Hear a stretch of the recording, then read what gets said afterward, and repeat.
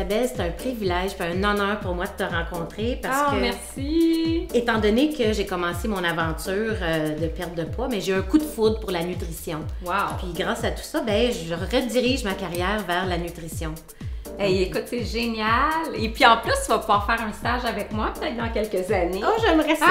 C'est bon! Comment ça va sur Kilo Cardio? Ça va super bien. Je compte tout à la lettre. Ah, ça c'est beau. C'est un modèle. On veut ça parce qu'il faut suivre à la lettre si on veut donner le résultat optimal. Puis comment tu vois ça après? Bien, après, pour le maintien ou même pour continuer en mode de vie, ben c'est un peu les portions, les collations aussi. Côté portion, là, si on regarde l'assiette équilibrée, idéalement, midi et soir, la moitié de l'assiette est garnie de légumes. Colorés, on veut varier pour avoir plus de vitamines, pour avoir plus de minéraux aussi. Et un petit truc, tu mets les légumes en premier dans l'assiette. Parce que les études montrent que l'aliment que tu mets en premier, c'est celui que tu consommes le plus. Et après, tu complètes. Regarde mon beau riz ici. Wow! Du beau riz brun.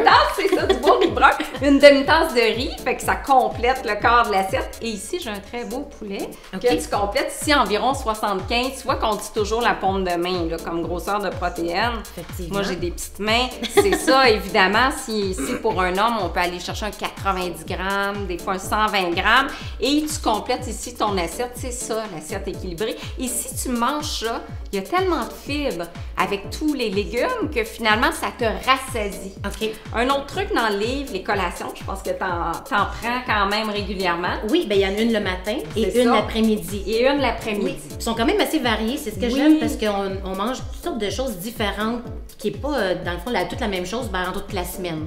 Exactement. Les collations, moi, j'y crois beaucoup. D'ailleurs, je conseille souvent de manger 5 fois par jour. OK. Ça stimule le métabolisme, ça permet de maintenir la glycémie stable. Puis plus ton taux de sucre est stable, moins tu as faim, moins tu as de fringales, plus tu as d'énergie, plus tu te sens concentré toute la journée. Fait qu'un exemple de bonne collation, un fruit avec, là, tu vois, j'ai mis l'équivalent de 2 doigts de fromage, 50 grammes de fromage. Évidemment, c'est un fromage allégé parce qu'on va chercher moins de gras, moins de calories. On a davantage de protéines ici aussi. Fait que ça sera une bonne collation. J'aime beaucoup les noix. T'as vu qu'il y en a beaucoup? Oui, j'adore les noix parce que aussi c'est présenté comme les noix de Grenoble, les pistaches, les... Tu varies. Oui, exactement. On aime la variété parce qu'on aime ça. Puis on va chercher un large spectre de nutriments. Fait que ça, c'est le fun. C'est un bon gras aussi. C'est un très bon gras. On voit la future nutritionniste. C'est bon. Non, c'est vrai, des bons gras, vitamines.